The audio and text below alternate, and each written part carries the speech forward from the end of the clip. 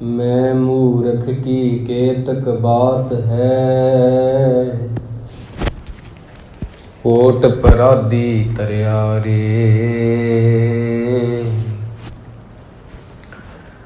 गुरु नानक जिन सुनिया पेखिया, से फिर गरबास ना परिया रे। गुरु नानक जिन सुनिया पेखिया, से फिर गरबास ना परिया रे। सम्मानयोग गुरु की साजी हुई गुरु रूप गुरु प्यारी संगत जी, गुरु नानक साहिब जी की किरपा हुई है साडे ते। गुरबाणी दी विचार नूं सरवण करन दा कीमती समां सानू मालक ने बख्शिया है। सो आओ आपां गुरबाणी दी विचार नूं आरंभ करिए। प्रथम प्यार दे नाल आखो जी, वाहिगुरु जी का खालसा, वाहिगुरु जी की फतेह। अज दा जो पावन हुक्मनामा साहिब है, यह गुरु अर्जन देव जी पातशाह जी उन्हां दी रसना तो गायन किया होया है। जैत सरी दी वार दा पहला ही श्लोक है। 705 अंग तो 706 अंग ते जाके संपूर्ण हो जाता है।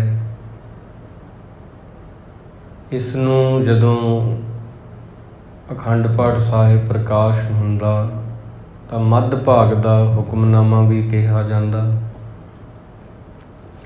जैत सरी महला पंजवा, वार श्लोकां नाल। राग जैत सरी दे विच जिहड़ी वार आ वो श्लोकां दे नाल रची गई है। वार श्लोकां नाल, वार दे विच श्लोक ने ते नाल उहदी एक एक पौड़ी आ। एक ओंकार सतगुर प्रसाद, दुनिया ते इक्को एक बादशाह है, शहनशाह परमात्मा। सारी सृष्टि उसे तो बनी आ, वही बनाउण वाला, वही पालन वाला, वही मारन वाला, सारा कुछ उहदे बस च आ। ओंकार उहदा बोल आ, शक्तिशाली बहुत, जो सारे ब्रह्मंड विच गूंज रहा अज भी।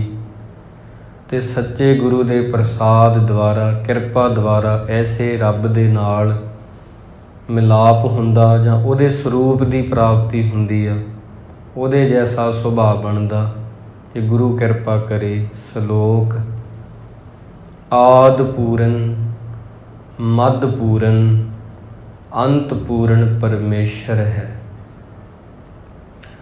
वाहिगुरु तां सदा ही पूरा है, संपूर्ण।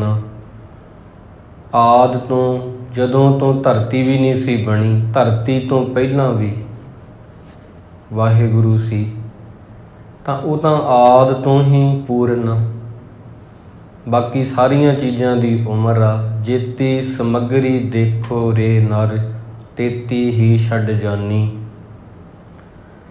बंदे दी भी उम्र है, पृथ्वी की भी उम्र आ। घटंत सूरज, घटंत दीपं, घटंत नव ससर नक्षत्र खंडन है। सूरज की भी उम्र आ, चंद्रमा की भी उम्र आ, ग्रहां की भी उम्र आ, तारियां की भी उम्र आ, धरती के टुकड़ियां की भी उम्र आ। पर ਉਹਦੀ कोई उम्र नहीं हैगी वाहिगुरु की। बाकी सारियां चीज़ां की उम्र आ। जिहदी उम्र आ वो वाधा भी हुंदा, घटदा भी आ ते मिटदा भी आ।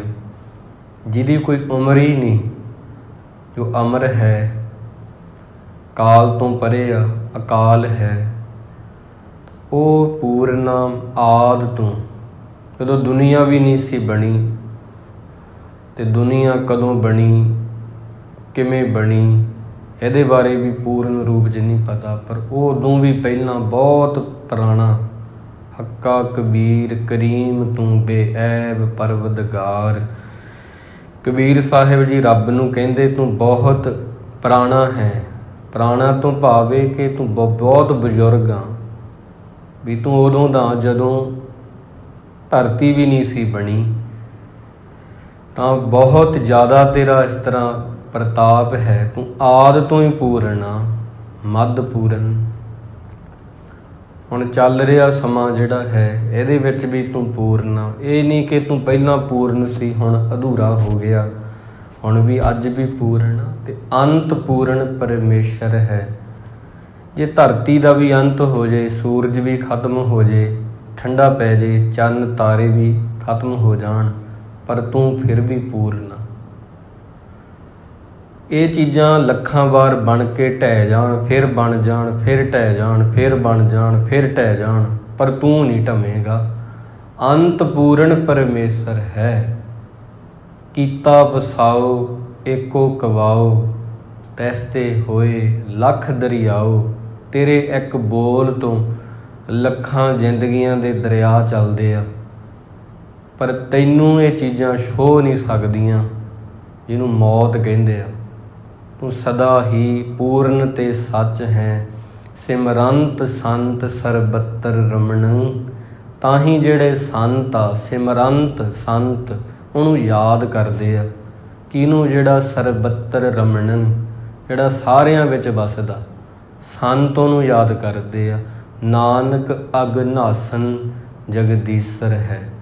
ਤੇ ਉਹਨੂੰ ਯਾਦ ਕਰਕੇ ਆਪਦੇ ਅਗ ਜਿਹੜੇ ਆ, ਪਾਪ ਜਿਹੜੇ ਆ, ਨਾਸਨ, ਉਹਨਾਂ ਨੂੰ ਖਤਮ ਕਰ ਦਿੰਦੇ ਆ। ਐਸੇ ਜਗਦੀਸ਼ ਵਾਹਿਗੁਰੂ ਦਾ ਨਾਮ ਜਪ ਕੇ। ਪੇਖਣ ਸੁਣਨ ਸੁਣਾਵਣੂ, ਮਨ ਮੈਂ ਦ੍ਰਿੜੀਐ ਸਾਚ।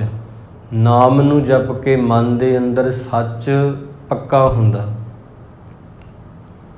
ਜਿਵੇਂ ਅੱਧੀਆਂ ਗੱਲਾਂ ਸਾਡੀਆਂ ਕੱਚੀਆਂ ਨੇ, ਕਈ ਬਚਨਾਂ ਦੇ ਜਿਵੇਂ ਕੱਚੇ ਆ, ਬੋਲਾਂ ਦੇ ਕੱਚੇ ਆ, ਕਹਿਣੀ ਕਥਨੀ ਦੇ ਪੂਰੇ ਨਹੀਂ। ਕਈਆਂ ਦੇ ਮਨ 'ਚ ਕੁਝ ਹੋਰ ਆ, ਮੁੱਖ 'ਤੇ ਕੁਝ ਹੋਰ ਆ। ਇਸ ਤਰ੍ਹਾਂ ਕਈਆਂ ਨੂੰ ਬਾਣੀ ਕੰਠਾ ਅਮਲ ਨਹੀਂ ਹੈਗਾ। ਗੁਰੂਦੁਆਰੇ ਆਉਂਦੇ ਆਪਾਂ, ਉਹ ਗੱਲ ਨਹੀਂ ਬਣ ਰਹੀ। ਤਾਂ ਜਿਹੜੀਆਂ ਕੱਚੀਆਂ ਚੀਜ਼ਾਂ ਨੇ, ਉਹਨਾਂ ਨੂੰ ਪਕਾਉਣ ਵਿੱਚ ਨਾਮ ਸਹਾਈ ਆ।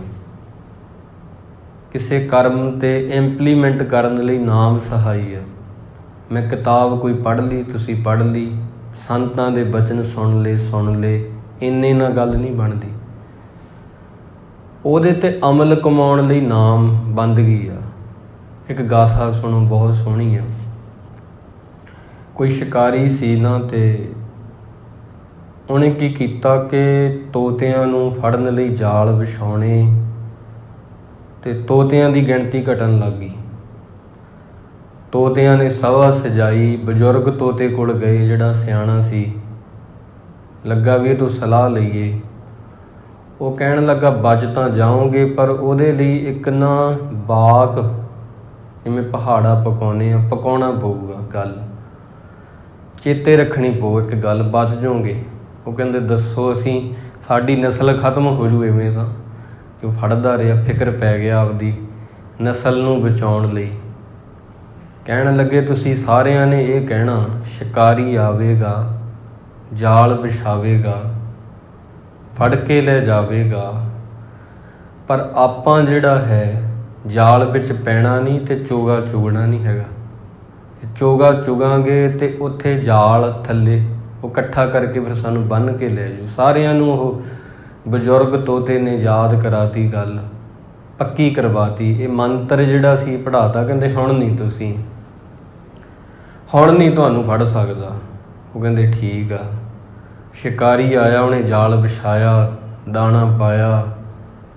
ਤੋਤੇ ਨਾਲੇ ਬੋਲੀ ਜਾਂਦੇ ਸੀਗੇ, ਸ਼ਿਕਾਰੀ ਆਵੇਗਾ, ਜਾਲ ਵਿਛਾਵੇਗਾ, ਦਾਣਾ ਪਾਵੇਗਾ, ਫੜ ਕੇ ਲੈ ਜਾਵੇਗਾ, ਚੋਗਾ ਚੁਗਣਾ ਨਹੀਂ, ਜਾਲ 'ਚ ਫਸਣਾ ਨਹੀਂ।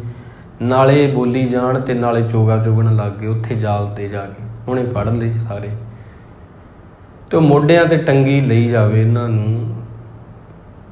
ਇਹ ਜਿਹੜੀ ਜਾਲੀ ਆ ਜਾਲ ਦੀ, ਉਹਦੇ ਵਿੱਚ ਦੀ ਦੇਖਿਆ ਬਜ਼ੁਰਗ ਤੋਤੇ ਨੇ ਕਿ ਮੰਤਰ ਵੀ ਪੜ੍ਹੀ ਜਾਂਦੇ ਆ, ਤਾਂ ਹਜੇ ਵੀ ਪੜ੍ਹੀ ਜਾ ਰਹੇ। ਉਹ ਲੈ ਕੇ ਜਾ ਰਹੇ ਆ ਮੋਢਿਆਂ ਤੇ ਟੰਗੀ, ਇਹ ਹਜੇ ਵੀ ਬੋਲੀ ਜਾਂਦੇ ਆ, ਸ਼ਿਕਾਰੀ ਆਵੇਗਾ ਜਾਲ ਵਿਛਾਵੇਗਾ, ਫੜ ਕੇ ਲੈ ਜਾਵੇਗਾ, ਚੋਗਾ ਪਾਵੇਗਾ, ਪਰ ਆਪਾਂ ਚੋਗਾ ਚੁਗਣਾ ਨਹੀਂ, ਜਾਲ 'ਚ ਫਸਣਾ ਨਹੀਂ।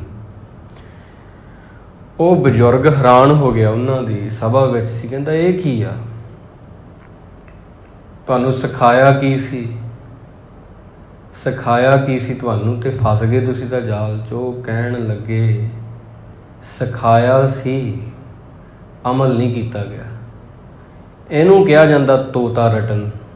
ਇੱਥੋਂ ਗੱਲ ਬਣੀ ਸੀ ਕਿ ਤੋਤਿਆਂ ਨੂੰ ਬਜ਼ੁਰਗ ਤੋਤੇ ਨੇ ਗੱਲ ਤਾਂ ਸਿਖਾਤੀ, ਗੱਲਾਂ ਤਾਂ ਸਿਖਾਤੀਆਂ ਵੀ ਐਵੇਂ ਬਚਣਾ, ਗੱਲਾਂ ਪੜ੍ਹ ਵੀ ਲਈਆਂ, ਗੱਲਾਂ ਯਾਦ ਵੀ ਕਰ ਲਈਆਂ, ਫਸ ਫਿਰ ਗਏ। ਉਹ ਗੱਲ ਸਿੱਖੀ ਦਾ ਤਾਂ ਫਾਇਦਾ ਸੀ ਜੇ ਉਹ ਸ਼ਿਕਾਰੀ ਤੋਂ ਬਚਦੇ। ਉਹਨਾਂ ਨੇ ਗੱਲ ਸਿਰਫ ਕੰਠ ਕੀਤੀ ਆ, ਗੱਲ 'ਤੇ ਅਮਲ ਨਹੀਂ ਕੀਤਾ। ਨਾਲੇ ਪੜ੍ਹ ਰਹੇ ਸੀਗੇ ਤੇ ਨਾਲੇ ਚੋਗਾ ਚੁਗ ਰਹੇ ਸੀ। ਉਹ ਤਾਂ ਮੋਢਿਆਂ 'ਤੇ ਟੰਗ ਕੇ ਲੈ ਗਿਆ ਉਹਨੇ, ਬਾਜ਼ਾਰ 'ਚ ਵੇਚਤੇ। ਉਹ ਇੱਕ ਪਿੰਜਰਾ ਜਿਹੜਾ ਸੀ ਲੋਕਾਂ ਨੇ ਖਰੀਦ ਕੇ ਵੱਖ-ਵੱਖ ਕਰਕੇ ਘਰਾਂ 'ਚ ਰੱਖ ਲਏ, ਕੈਦ ਕਰ ਲਏ। ਇਹ ਸਭ ਕਿਵੇਂ ਹੋ ਗਿਆ? ਉਹ ਬਜ਼ੁਰਗ ਦਾ ਕਹਿਣਾ ਨਹੀਂ ਉਹਨਾਂ ਨੇ ਮੰਨਿਆ, ਆਪਦੇ ਹੀ ਬਜ਼ੁਰਗ ਦਾ, ਜਿਹੜਾ ਸਿਆਣਾ ਸੀ ਉਹਨਾਂ ਦੇ ਵਿੱਚ। ਤਾਂ ਫਿਰ ਕਹਿਣ ਲੱਗਾ ਇਹ ਤੁਸੀਂ ਕੀ ਕਰ ਬੈਠੇ ਹੋ? ਮੰਤਰਾਂ ਨੂੰ ਯਾਦ ਨਹੀਂ ਕਰਨਾ ਹੁੰਦਾ, ਅਮਲ ਵੀ ਕਮਾਉਣਾ ਹੁੰਦਾ ਜੀ। ਵਾਹਿਗੁਰੂ ਗੁਰ, ਵਾਹਿਗੁਰੂ ਗੁਰ ਮੰਤਰ ਹੈ, ਜਪ ਹਉਮੈ ਕੋਈ। ਹੋ ਸਕਦਾ ਇੱਦਾਂ ਦੀ ਕੋਈ ਕਹਾਣੀ ਨਾ ਹੋਈ ਹੋਵੇ, ਮੰਨ ਲਓ ਕੋਈ ਕਹਾਣੀ ਨਹੀਂ, ਪਰ ਖਬਰ ਸੱਚ ਦੀ ਕਹਾਣੀ ਦੇ ਰਹੀ ਆ, ਸੱਚ ਬਿਆਨ ਕਰ ਰਹੀ ਆ। ਤੋਤਾ ਰਟਨ ਨੂੰ ਕਹਿੰਦੇ ਆ। ਇਹ ਚੀਜ਼ਾਂ ਫਿਰ ਇਵੇਂ ਰਹਿ ਜਾਂਦੀਆਂ। ਇੱਥੇ ਉਹ ਕਹਿ ਰਹੇ ਆ ਮਨ ਮਹਿ ਦ੍ਰਿੜੀਐ ਸਾਚ। ਸੱਚ ਨੂੰ ਇਕੱਲਾ ਪੜ੍ਹਿਆ ਨਹੀਂ, ਸੱਚ ਨੂੰ ਪਕਾਇਆ ਵੀ ਆ, ਕਮਾਇਆ ਵੀ ਆ। ਪੂਰ ਰਹੋ ਸਰਬੱਤਰ ਮੈਂ, ਨਾਨਕ ਹਰ ਰੰਗ ਰਾਜ। ਹੁਣ ਕੀ ਹੋ ਰਿਹਾ? ਇੱਦਾਂ ਹੀ ਹੋ ਰਿਹਾ। ਬਾਣੀ ਆਪਾਂ ਪੜ੍ਹ ਰਹੇ ਹਾਂ, ਕਥਾ ਵੀ ਸਾਰੇ ਸੁਣ ਰਹੇ ਆ। ਹੁਣ ਤਾਂ ਸਗੋਂ ਜ਼ਿਆਦਾ ਲਾਈਵ ਟੈਲੀਕਾਸਟ ਵੀ ਆਉਂਦੇ ਆ, ਤਖਤ ਸਾਹਿਬਾਨ ਤੋਂ, ਗੁਰਦੁਆਰਾ ਮੰਜੀ ਸਾਹਿਬ ਤੋਂ, ਗੁਰਦੁਆਰਾ ਪਟਨਾ ਸਾਹਿਬ ਤੋਂ, ਦੁੱਖ ਨਿਵਾਰਨ ਸਾਹਿਬ ਤੋਂ। ਹੁਣ ਤਾਂ ਬਹੁਤ ਸੌਖਾ, ਬਦਲਾਵ ਨਹੀਂ ਹੋ ਰਿਹਾ। ਅਮਲ ਜੇ ਕੀਤੇ ਦੁਨੀ ਵਿੱਚ ਫਰੀਦਾ, ਦਰਗੇ ਆਏ ਕੰਮ। ਕਿਆ ਪੜ੍ਹੀਏ ਕਿਆ ਗੁਣੀਏ, ਕਿਆ ਵੇਦ ਪਰਾਨਾ ਸੁਣੀਏ। ਪੜ੍ਹੇ ਸੁਣੇ ਕਿਆ ਹੋਈ, ਜੋ ਸਹਿਜ ਨਾ ਮਿਲੇ ਉਹ ਸੋਈ। ਇਕੱਲਾ ਪੜ੍ਹਨ ਦੇ ਨਾਲ ਨਹੀਂ, ਮੰਨੇ ਕੀ ਗਤ ਕਹੀ ਨਾ ਜਾਏ, ਮੰਨਣ ਦੇ ਨਾਲ ਫਰਕ ਪੈਂਦਾ।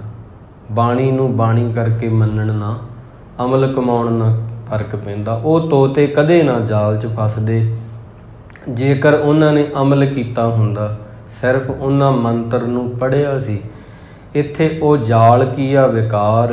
ਤੋਤੇ ਕੌਣ ਆ? ਅਸੀਂ। ਉਹ ਬਜ਼ੁਰਗ ਤੋਤਾ ਕੌਣ ਆ? ਸਾਡਾ ਗੁਰੂ। ਜਾਲ ਆ ਵਿਕਾਰ, ਅਸੀਂ ਜਾਲ 'ਚ ਫਸੇ ਹੋਏ ਹਾਂ, ਨਾਲੇ ਬਾਣੀ ਵੀ ਪੜ੍ਹ ਰਹੇ ਹਾਂ। ਫਸੇ ਤਾਂ ਸੀ, ਫਿਰ ਬਾਣੀ ਦਾ ਕਸੂਰ ਆ? ਉਹ ਬਜ਼ੁਰਗ ਨੇ ਜਿਹੜਾ ਮੰਤਰ ਦੱਸਿਆ ਉਹਦਾ ਕਸੂਰ ਆ? ਨਾ। ਦੋਸ਼ ਨ ਦੇਊ ਕਿਸੈ, ਦੋਸ਼ ਕਰਮਾ ਆਪਣਿਆ। ਜੋ ਮੈਂ ਕੀਆ ਸੋ ਮੈਂ ਪਾਇਆ, ਦੋਸ਼ ਨ ਦੀਜੈ ਅਵਰ ਜਨਾ। ਗੁਰੂ ਦਾ ਕੋਈ ਕਸੂਰ ਨਹੀਂ, ਮੇਰਾ ਹੀ ਕਸੂਰ ਆ। ਗੁਰੂ ਨੇ ਤਾਂ ਮੈਨੂੰ ਬਚਾਉਣ ਲਈ ਬਹੁਤ ਗੱਲਾਂ ਦੱਸੀਆਂ, ਮੈਂ ਸੁਣੀਆਂ ਵੀ, ਪੜ੍ਹੀਆਂ ਵੀ, ਫਸ ਮੈਂ ਫੇਰ ਗਿਆ, ਫਸ ਮੈਂ ਫੇਰ ਗਿਆ। ਪੂਰ ਰਹੋ ਸਰਬੱਤਰ ਮੈਂ, ਨਾਨਕ ਹਰ ਰੰਗ ਰਾਚ। ਹੇ ਵਾਹਿਗੁਰੂ, ਤੂੰ ਤਾਂ ਸਾਰਿਆਂ ਦੇ ਵਿੱਚ ਵਸਦਾ, ਪਰ ਮੈਂ ਪੜ੍ਹਿਆ ਹੀ ਸੀ, ਮਹਿਸੂਸ ਨਾ ਕਰ ਪਾਇਆ। ਹਰ ਏਕ ਨਰੰਜਨ ਗਾਈਐ, ਸਭ ਅੰਤਰ ਸੋਈ। ਪੌੜੀ ਤੋਂ ਬਾਅਦ ਹੈ ਹਰ ਏਕ ਨਰੰਜਨ ਗਾਈਐ। ਉਹ ਕਾਲਖ ਤੋਂ ਰਹਿਤ ਆ। ਨਿਰੰਜਨ ਦੇ ਅਰਥ ਆ ਕਾਲਖ, ਉੱਤੇ ਕੋਈ ਕਾਲਖ ਨਹੀਂ ਹੈਗੀ। ਦੁਨੀਆ ਕੀ ਆ? ਜਗ ਕਾਜਲ ਕੀ ਕੋਠਰੀ ਕਬੀਰ। ਦੁਨੀਆ ਸੁਰਮੇ ਦੀ ਕੋਠੀ ਆ, ਸੁਰਮਾ ਕਾਲਾ ਹੁੰਦਾ, ਪਰ ਉਹ ਏਕ ਨਿਰੰਜਨ, ਉਹ ਕਾਲਖ ਤੋਂ ਪਰੇ ਆ। ਜੇ ਸੁਰਮੇ ਦੀ ਕੋਠੀ ਤੋਂ ਬਚਣਾ, ਉਹਨੂੰ ਗਾਉਣਾ ਕਰੋ, ਸਭ ਅੰਤਰ ਸੋਈ। ਕਰਨ ਕਾਰਨ ਸਮਰੱਥ ਪ੍ਰਭ। ਉਹ ਕਰਨ ਵੀ ਆ ਤੇ ਕਾਰਨ ਬਣਾਉਣ ਵਾਲਾ ਵੀ ਹੈ। ਕੋਈ ਚੀਜ਼ ਦਾ ਕਾਰਨ ਬਣ ਰਿਹਾ, ਆਪਾਂ ਕਹਿੰਦੇ ਉਹ ਡੈਥ ਹੋ ਗਈ, ਐਕਸੀਡੈਂਟ ਹੋ ਗਿਆ, ਉਹ ਗੱਡੀ ਤੇਜ਼ ਭਜਾ ਲਈ, ਬ੍ਰੇਕ ਨਹੀਂ ਲੱਗੇ, ਵੈਦ ਜੀ ਤੋਂ ਬਚਾਇਆ ਨਹੀਂ ਗਿਆ। ਪੜ੍ਹਿਆ ਵੈਦ ਬਹੁਤ ਸੀ, ਚੰਗੇ ਹੌਸਪੀਟਲ ਲੈ ਗਏ ਸੀ, DMC CMC, ਪੈਸੇ ਵੀ ਬੜੇ ਲਾਏ, ਪਰ ਪਤਾ ਨਹੀਂ ਕੀ ਹੋ ਗਿਆ, ਡਾਕਟਰਾਂ ਦੇ ਸਮਝ 'ਚ ਨਹੀਂ ਆਈ ਗੱਲ। ਫਿਰ ਉੱਥੇ ਸਾਰੀਆਂ ਗੱਲਾਂ ਕਰਕੇ ਆਪਾਂ ਅਖੀਰ ਵਿੱਚ ਇਹੀ ਕਹਿਣਾ ਹੁੰਦਾ ਕਿ ਬਹਾਨਾ ਬਣ ਗਿਆ, ਉਹਨੇ ਆਪਦੇ ਤੇ ਗੱਲ ਨਹੀਂ ਲਈ, ਤੇ ਵਾਕਈ ਨਹੀਂ ਲਈ। ਕਰਨ ਕਾਰਨ ਸਮਰੱਥ ਪ੍ਰਭ, ਜਿੰਨਾ ਚਿਰ ਲਿਖੀ ਤਕਦੀਰ ਤੇਰੀ ਓਨਾ ਚਿਰ ਤੈਨੂੰ ਕਿਸੇ ਨੇ ਮਾਰਨਾ ਨਹੀਂ। ਪਰ ਜਦੋਂ ਨਾਗ ਭਾਵੀ ਨੇ ਡੰਗ ਜਾਣਾ, ਜ਼ਹਿਰ ਕਿਸੇ ਹਕੀਮ ਨੇ ਤਾਰਨਾ ਨਹੀਂ। ਭਾਵੇਂ ਪਾਵੇ ਨਾਲ ਤੂੰ ਬੰਨ ਬੈਠੀ, ਜਦੋਂ ਬੀਤਿਆ ਕਾਲ ਨੇ ਹਾਰਨਾ ਨਹੀਂ। ਇਕਬਾਲ ਇਸ ਗੱਲ ਦਾ ਸੱਚ ਮੰਨੀ, ਧੱਫਾ ਮੌਤ ਦਾ ਕਿਸੇ ਸਹਾਰਨਾ ਨਹੀਂ। ਕਰਨ ਕਾਰਨ ਸਮਰੱਥ ਪ੍ਰਭ, ਕਾਰਨ ਬਣਾਉਣ ਵਾਲਾ ਉਹ ਆ, ਪਰ ਸਾਨੂੰ ਹਜੇ ਇੰਨੀ ਸੋਝੀ ਨਹੀਂ ਕਿ ਅਸੀਂ ਕਹਿ ਸਕੀਏ ਪੂਰਨ ਰੂਪ ਵਿੱਚ ਕਿ ਉਹੀ ਆ ਸਾਰੇ ਪਾਸੇ। ਕਿਉਂਕਿ ਹਉਮੈ ਕਹਿ ਰਹੀ ਆ ਮੈਂ ਆ, ਬਾਣੀ ਕਹਿ ਰਹੀ ਆ ਉਹ ਆ। ਗੁਰੂ ਨਾ ਤਾਣੀ ਨਿਭਦੀ ਬੰਦੇ ਦੀ, ਕਿਉਂਕਿ ਬੰਦੇ ਨੇ ਕਹਿਣਾ ਮੈਂ ਆ, ਗੁਰੂ ਨੇ ਕਹਿਣਾ ਰੱਬ ਹੀ ਹੈ। ਤੇ ਗੁਰੂ ਕੋਲੇ ਤਾਲਮੇਲ ਤਾਂ ਨਹੀਂ ਬੈਠਦਾ, ਨੌਜਵਾਨਾਂ ਦਾ ਨਹੀਂ ਬੈਠਦਾ। ਨੌਜਵਾਨੀ 'ਚ ਬੰਦਾ ਬਾਹਲਾ ਮੈਂ ਕਰਦਾ, ਜਵਾਨੀ 'ਚ ਬੰਦਾ ਘੱਟ ਹੀ ਆਉਂਦਾ ਗੁਰੂ ਘਰੇ। ਉਹਦੇ ਵਿੱਚ ਬਾਹਲੀ ਹਉਮੈ ਹੁੰਦੀ ਆ, ਜਵਾਨੀ 'ਚ ਹੰਕਾਰ ਜ਼ਿਆਦਾ ਹੁੰਦਾ। ਖਿੰਨਮੈ ਥਾਪ ਉਹ ਥਾਪਦਾ, ਥਾਪ ਉਹ ਥਾਪਦਾ, ਇੱਕ ਸਕਿੰਟ 'ਚ ਥਾਪ ਉਹ ਥਾਪਦਾ। ਚਾਹਵੇ ਬਣਾ ਦੇਵੇ, ਚਾਹਵੇ ਢਾਹ ਦੇਵੇ, ਇੰਨਾ ਕੋਈ ਬੰਦਾ ਕਰ ਨਹੀਂ ਸਕਦਾ। ਆਪਾਂ ਤਾਂ ਮਕਾਨ ਬਣਾਉਣਾ ਹੋਵੇ, ਉਹਨੂੰ 6 ਮਹੀਨੇ ਪਹਿਲਾਂ ਸੋਚੀ ਜਾਂਦਾ ਬੰਦਾ, ਫਿਰ ਆਰਕੀਟੈਕਟ ਆ ਉਹਨਾਂ ਕੋਲ ਜਾ ਕੇ ਕਹਿੰਦਾ ਨਕਸ਼ਾ ਬਣਾ ਦੇ, ਫਿਰ ਹੌਲੀ ਹੌਲੀ ਇੱਟਾਂ ਘੜਦਾ, ਮਿਸਤਰੀ ਬਣਾਉਂਦੇ ਆ, ਸਾਲ 2 ਸਾਲ ਲੱਗ ਜਾਂਦੇ ਆ ਮਕਾਨ ਦੇ ਖੇਤਰਫਲ ਦੇ ਹਿਸਾਬ ਦੇ ਨਾਲ। ਖਿੰਨਮੈ ਥਾਪ ਉਹ ਥਾਪਦਾ, ਉਹ ਚਾਹਵੇ ਇੱਕ ਸਕਿੰਟ 'ਚ ਬਣਾ ਦੇਵੇ, ਚਾਹਵੇ ਤੇ ਢਾਹ ਦੇਵੇ। ਤਿਸ ਬਿਨ ਨਹੀਂ ਕੋਈ, ਉਹਦੇ ਬਿਨਾਂ ਕੋਈ ਨਹੀਂ। ਇੱਥੇ ਲਿਖਿਆ ਉਹਦੇ ਬਿਨਾਂ ਕੋਈ ਨਹੀਂ, ਕੋਈ ਨਹੀਂ, ਸਾਰੇ ਪਾਸੇ ਉਹੀ ਆ। ਖੰਡ ਬ੍ਰਹਿਮੰਡ ਪਾਤਾਲ ਦੀਪ, ਰਵਿਆ ਸਭ ਲੋਈ। ਖੰਡ ਹੁੰਦਾ ਧਰਤੀ ਦੇ ਟੁਕੜੇ, ਧਰਤੀ ਦੇ ਖੰਡ ਆਪਾਂ ਜਿਹੜੀ ਖਰੀਦਦੇ ਆ ਨਾ, ਉਹਨੂੰ ਖੰਡ ਤਾਂ ਹੀ ਕਿਹਾ ਜਾਂਦਾ, ਉਹਦੇ ਬਹੁਤ ਟੋਟੇ ਹੋਏ ਹੁੰਦੇ ਆ। ਖੰਡ ਤੋਂ ਭਾਵ ਆ ਜਿਸ ਚੀਜ਼ ਦੇ ਬਹੁਤ ਟੁਕੜੇ ਹੋਏ ਵੇ ਆ, ਉਹਨੂੰ ਖੰਡ ਖੰਡ ਖੰਡ ਕਹਿੰਦੇ ਆ। ਜੋ ਅਖੰਡ ਹੁੰਦੀ ਆ, ਜਦੋਂ ਆੜਾ ਮੂਹਰੇ ਲੱਗ ਜੇ, ਜਿਹੜੀ ਚੀਜ਼ ਟੁੱਟੀ ਨਹੀਂ ਹੈਗੀ, ਲੜੀਵਾਰ ਚੱਲ ਰਹੀ ਆ, ਅਖੰਡ ਜਾਪ, ਅਖੰਡ ਪਾਠ, ਅਖੰਡ ਭਜਨ, ਇਸ ਤਰ੍ਹਾਂ ਅਖੰਡ ਕੀਰਤਨ। ਖੰਡ ਖੰਡ ਧਰਤੀ ਦੇ ਛੋਟੇ ਛੋਟੇ ਟੁਕੜੇ, ਬ੍ਰਹਿਮੰਡ ਸਾਰੀ ਜਿਹੜੀ ਗਲੈਕਸੀ ਆ, ਜਿੱਥੇ ਤਾਰੇ ਵੀ ਆ, ਸਾਰਾ ਕੁਝ ਆ। ਪਾਤਾਲ ਧਰਤੀ ਦਾ ਹੇਠਲਾ ਹਿੱਸਾ, ਦੀਪ ਰਵਿਆ ਸਭ ਲੋਈ, ਇਹਨਾਂ ਸਾਰਿਆਂ 'ਚੋਂ ਵਸਦਾ।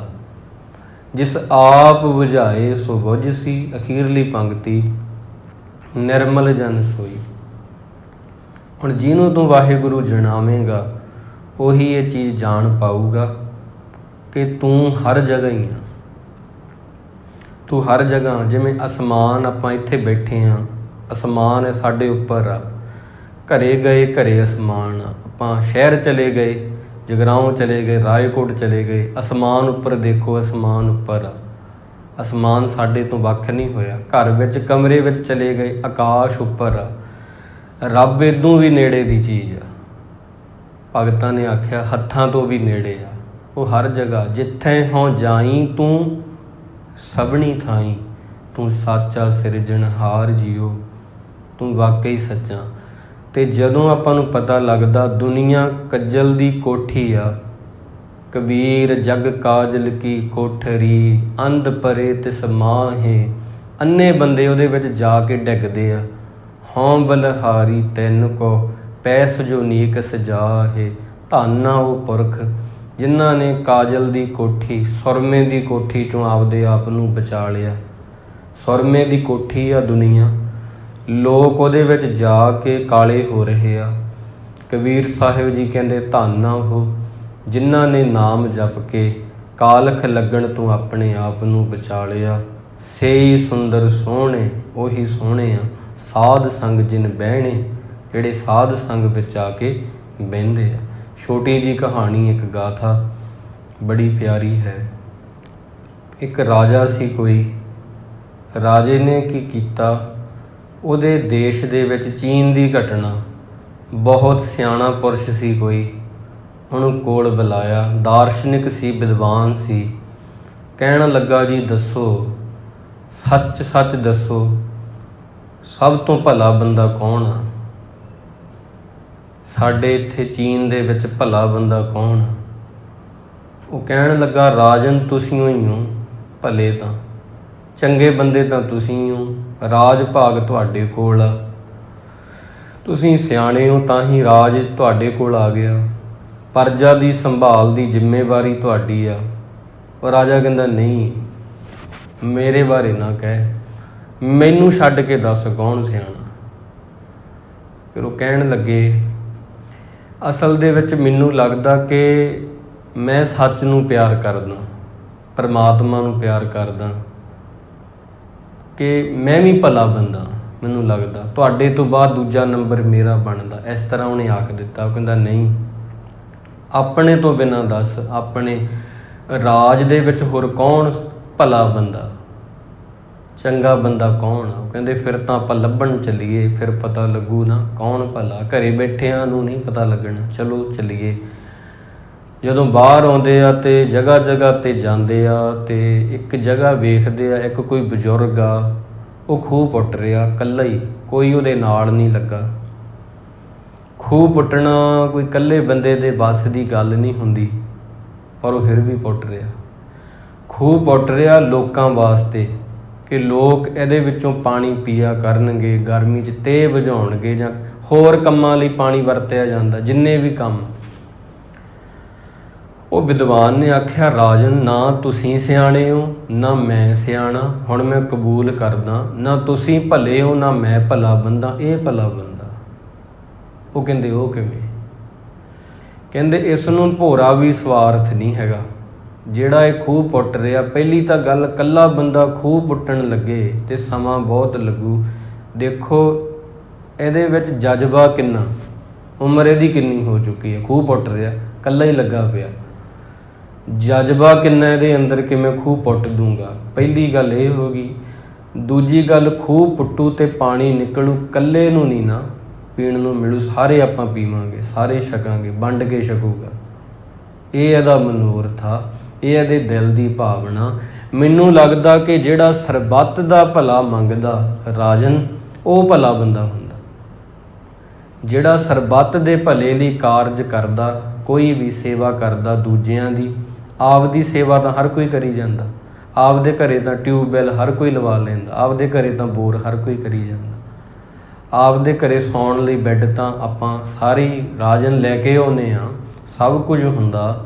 ਆਪਦੇ ਲਈ ਘੋੜੇ ਤਾਂ ਆਪਾਂ ਖਰੀਦਦੇ ਹਾਂ ਜਾਣ ਲਈ, ਪਰ ਇਹ ਬੰਦਾ, ਇਹਨੇ ਦੂਜਿਆਂ ਲਈ ਕੁਝ ਕਰਨ ਦਾ ਜਜ਼ਬਾ ਰੱਖਿਆ, ਜਿਹਨੂੰ ਸੇਵਾ ਕਹਿੰਦੇ ਆ, ਜੋ ਸਰਬੱਤ ਦਾ ਭਲਾ ਮੰਗਦਾ, ਇਹ ਭਲਾ ਬੰਦਾ। ਤਾਂ ਗੁਰੂ ਪਿਆਰੀ ਸੰਗਤ ਜੀ, ਇਸ ਤਰ੍ਹਾਂ ਉਹਨੂੰ ਹੀ ਭਲਾ ਕਿਹਾ ਜਾ ਸਕਦਾ ਜਿਹੜਾ ਆਪਦੇ ਸਵਾਰਥ ਤੋਂ ਹਟ ਕੇ ਦੂਜਿਆਂ ਲਈ ਜ਼ਿੰਦਗੀ 'ਚ ਕੁਝ ਕਰ ਜਾਂਦਾ ਹੈ, ਦੂਜਿਆਂ ਨੂੰ ਸਿੱਖਿਆ ਦੇ ਜਾਂਦਾ ਹੈ, ਦੂਜਿਆਂ ਲਈ ਕਾਰਜ ਕਰ ਜਾਂਦਾ। ਸਮਾਜ ਦੇ ਦਰਖਤ ਲਾਉਣੇ, ਖੂਹ ਲਵਾਉਣੇ, ਗੁਰੂ ਅਰਜਨ ਦੇਵ ਜੀ ਮਹਾਰਾਜ ਨੇ ਕਾਰਜ ਕੀਤੇ ਆ ਇਹ। ਗੁਰੂ ਰਾਮਦਾਸ ਜੀ ਨੇ ਬੜੇ ਖੂਹ ਲਵਾਏ ਆ। ਗੁਰੂ ਅਮਰਦਾਸ ਜੀ ਮਹਾਰਾਜ ਨੇ, ਗੁਰੂ ਅੰਗਦ ਦੇਵ ਜੀ ਨੇ ਬੱਚਿਆਂ ਨੂੰ ਗੁਰਮੁਖੀ ਪੜ੍ਹਾਈ ਆ। ਵਿੱਦਿਆ ਪੜ੍ਹਾਉਣੀ ਕਿਸੇ ਨੂੰ ਬਹੁਤ ਵੱਡਾ ਪੁੰਨ। ਜੈਸੇ ਸੋਨੇ ਕੇ ਭਾਈ ਗੁਰਦਾਸ ਜੀ ਕਹਿੰਦੇ ਆ ਕਿ ਭਾਵੇਂ ਸੋਨੇ ਦੇ ਕੋਈ 100 ਮੰਦਰ ਬਣਾ ਦੇਵੇ ਤੇ 100 ਮੰਦਰ ਬਣਾ ਕੇ ਦਾਨ ਕਰ ਦੇਵੇ ਗਰੀਬਾਂ 'ਚ, ਤੈਸਾ ਪੁੰਨ ਇੱਕ ਗੁਰ ਸਿੱਖ ਕੋ ਸ਼ਬਦ ਸਿਖਾਏਗਾ। ਇੰਨਾ ਪੁੰਨ ਤਾਂ ਕਿਸੇ ਨੂੰ ਗੁਰਬਾਣੀ ਦਾ ਅੱਖਰ ਇੱਕ ਸਿਖਾ ਦਈਏ ਤੇ ਇੰਨਾ ਫਲ ਮਿਲ ਜਾਂਦਾ। ਭਾਵ ਕੀ, ਗੁਰਮੁਖੀ ਗੁਰੂ ਅੰਗਦ ਦੇਵ ਜੀ ਮਹਾਰਾਜ ਨੇ ਪੜ੍ਹਾਈ ਆ। ਗੁਰੂ ਨਾਨਕ ਸਾਹਿਬ ਜੀ 82,000 ਕਿਲੋਮੀਟਰ ਗਏ ਆ ਚੱਲ ਕੇ, ਪੈਦਲ। ਇੱਧਰ ਉੱਧਰ ਹੋ ਸਕਦਾ, ਇਹ ਅੰਕੜੇ ਆ, ਇਹ ਹੋ ਸਕਦੇ ਲਗਭਗ ਦੇ ਕਰੀਬ 82,000, ਵੱਧ ਵੀ ਹੋ ਸਕਦਾ ਇਹਦੋਂ। ਤੇ ਉਹਨਾਂ ਨੇ ਘਰ ਘਰ ਜਾ ਕੇ ਲੋਕਾਂ ਦੇ ਦੁੱਖ ਸੁਣੇ। ਕੋਈ ਕਿਸੇ ਦਾ ਦੁੱਖ ਸੁਣਨ ਨੂੰ ਤਿਆਰ ਨਹੀਂ। ਗਰੀਬਾਂ ਨੂੰ ਉੱਚੇ ਚੁੱਕਿਆ ਉਹਨਾਂ ਨੇ, ਸਾਰਿਆਂ ਨੂੰ ਆਖਿਆ ਅਸੀਂ ਇੱਕ ਹਾਂ। ਮੁਸਲਮਾਨ ਵੀਰਾਂ ਨੂੰ ਪਿਆਰ ਕੀਤਾ, ਹਿੰਦੂਆਂ ਨੂੰ ਪਿਆਰ ਕੀਤਾ, ਬਲੀ ਕੰਧਾਰੀ ਵਰਗਿਆਂ ਨੂੰ ਸੁਧਾਰਿਆ, ਸੱਜਣ ਠੱਗ ਨੂੰ ਸੁਧਾਰਿਆ, ਪਰਉਪਕਾਰ। ਗੁਰੂ ਅਮਰਦਾਸ ਜੀ ਮਹਾਰਾਜ ਸੇਵਾ ਕਰਦੇ ਰਹੇ। ਗੁਰੂ ਰਾਮਦਾਸ ਜੀ ਮਹਾਰਾਜ ਨੇ ਸੋਹਣਾ ਨਗਰ ਵਸਾ ਕੇ ਦਿੱਤਾ, ਜਿਹਨੂੰ ਰਾਮਦਾਸਪੁਰ ਕਹਿੰਦੇ ਆ। ਬਾਅਦ ਵਿੱਚ ਅੰਮ੍ਰਿਤਸਰ ਬਣ ਗਿਆ। ਪਹਿਲਾ ਨਾਮ ਰਾਮਦਾਸਪੁਰ ਸੀ, ਫਿਰ ਅੰਮ੍ਰਿਤਸਰ ਸਿਫਤੀ ਦਾ ਘਰ ਬਣਿਆ। ਗੁਰੂ ਅਰਜਨ ਦੇਵ ਜੀ ਨੇ ਇੱਕ ਹਰਿਮੰਦਰ ਸਾਹਿਬ ਬਣਾਇਆ। ਨੀ ਇੱਕ ਮੁਸਲਮਾਨ ਫਕੀਰ ਤੋਂ ਰਖਾਈ, ਦਰਵਾਜ਼ੇ 4 ਰੱਖਤੇ, ਕੋਈ ਆਵੇ ਕੋਈ ਜਾਵੇ, ਗੁਰੂ ਕਾ ਲੰਗਰ ਅਟੁੱਟ ਵਰਤੇਗਾ, ਅਸੀਂ ਸਾਰਿਆਂ ਦੇ ਆ, ਸਾਰੇ ਮੇਰੇ ਆ। ਇਹ ਕਹਿਣ ਵਾਲੇ ਗੁਰੂ ਅਰਜਨ ਦੇਵ ਜੀ ਸੀਗੇ। 6ਵੇਂ ਪਾਤਸ਼ਾਹ ਮਹਾਰਾਜ ਸ਼੍ਰੀ ਗੁਰੂ ਹਰਗੋਬਿੰਦ ਸਾਹਿਬ ਜੀ, ਉਹਨਾਂ ਨੇ ਅਕਾਲ ਤਖਤ ਬਣਾਇਆ। ਢਾਡੀ ਵਾਰਾਂ ਗਵਾਈਆਂ ਕਿ ਬੰਦੇ 'ਚ ਥੋੜ੍ਹੀ ਇਸ ਤਰ੍ਹਾਂ ਗਟਸ ਚਾਹੀਦੀ ਆ, ਜੇ ਇਹ ਨਾ ਹੋਵੇ ਕਿ ਉਹਦੀ ਕੋਈ ਮਾਲਾ ਖੋਹ ਕੇ ਲੈ ਜੇ।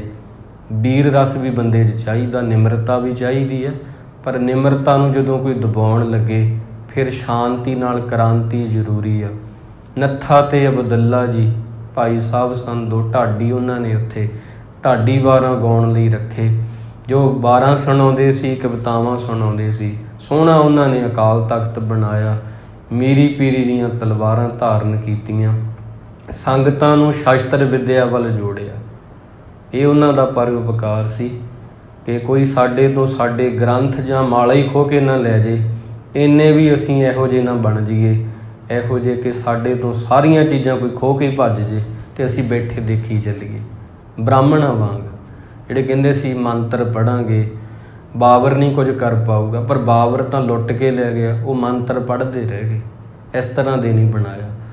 7ਵੇਂ ਪਾਤਸ਼ਾਹ ਜੀ ਫਿਰ ਆਏ, ਗੁਰੂ ਹਰ ਰਾਏ ਮਹਾਰਾਜ ਜੀ। ਉਹਨਾਂ ਨੇ ਸਾਨੂੰ ਕਿਹਾ ਸਿੱਖਾ ਦਿਖਾਵਾ ਨਾ ਕਰੀ, ਦੇਖੀ ਡੁੱਬ ਜਾਏਗਾ।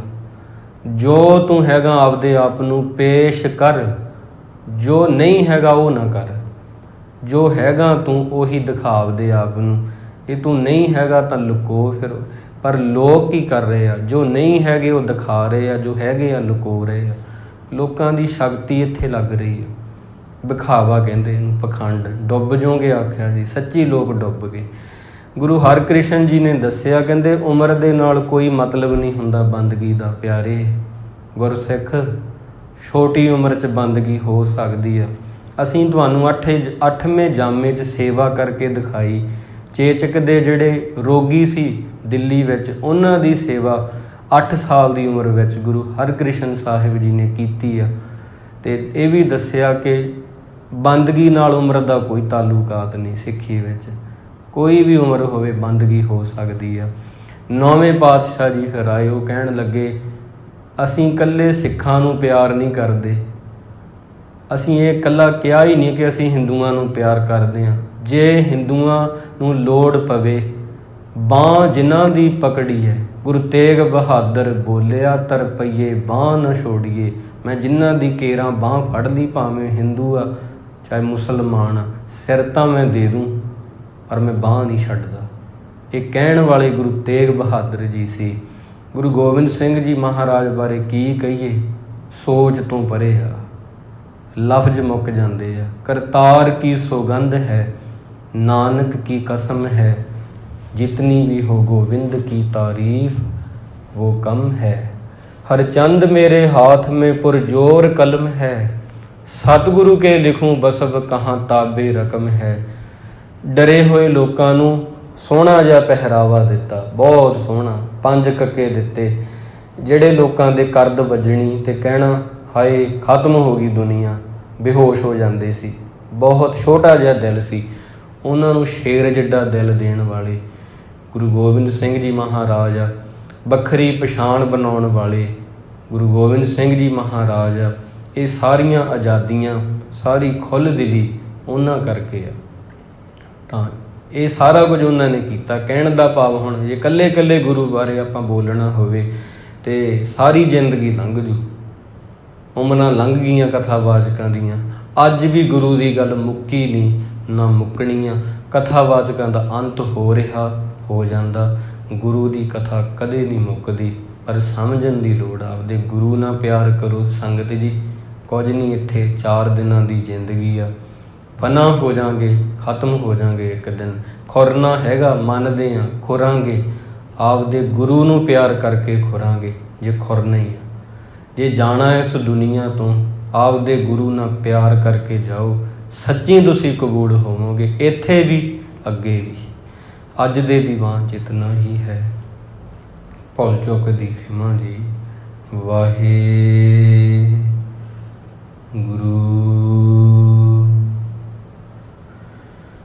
ਵਾਹਿਗੁਰੂ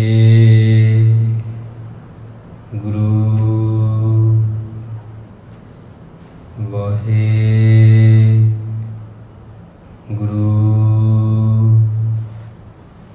ਵਾਹਿਗੁਰੂ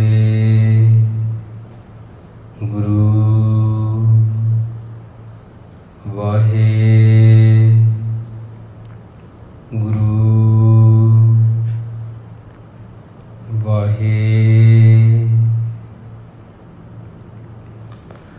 ਵਾਹਿਗੁਰੂ ਜੀ ਕਾ ਖਾਲਸਾ, ਵਾਹਿਗੁਰੂ ਜੀ ਕੀ ਫਤਿਹ। ਤੂੰ ਠਾਕੁਰ ਤੁਮ ਪਹਿ ਅਰਦਾਸ। ਗੁਰਮੁਖ ਕਾਰਜ ਰੱਖਦੀ ਹਾਂ, ਗੁਰਮੁਖ ਪਰਿਵਾਰ ਕਾਰਜ